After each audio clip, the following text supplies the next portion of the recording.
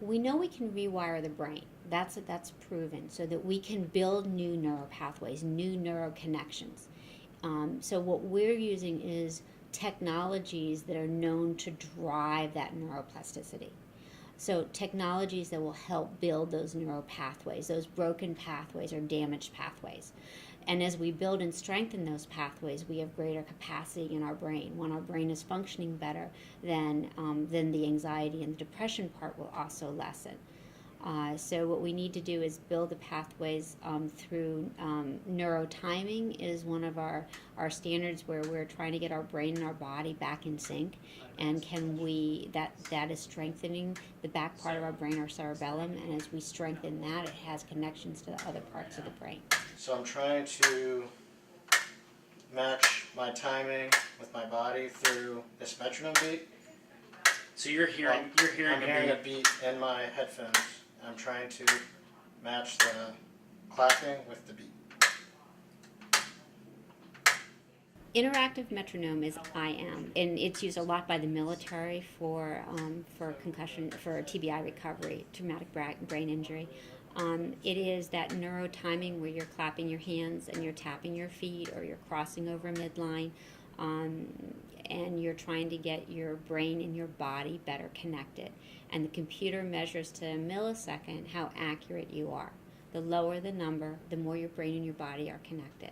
And as we lower that number and get our brain and body better connected, and then for longer periods of time, that's when we're increasing that neurocapacity.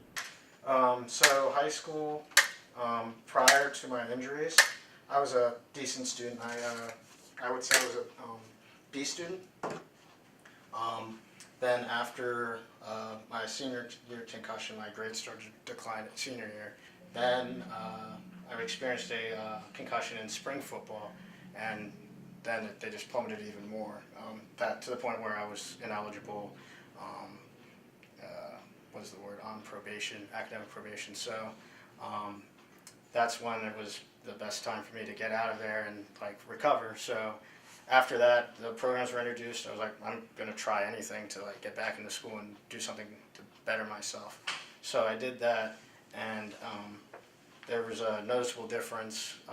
Probably for me, it varies from person to person, but I started noticing something like 4 to 5 months, and I felt like I could go back to school, and I made the right decision. So that was the exact right time to do that. The headache started to stop, and then just even at work, I was more efficient. So I was noticing things at work. People's concussions are different, and people are affected differently by concussions. Some people have incredible difficulty with visual processing, with the lights, with getting headaches. Some people are more affected because more mentally about emotional. They're flat.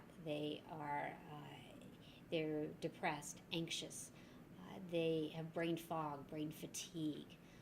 They're just not where they're at. So some are super significant, where they, like one of my sons, he had significant trouble with light, headaches all the time. To the point where he couldn't pass a class. He didn't drive for 3 years because of blackout. So those are more the physical signs.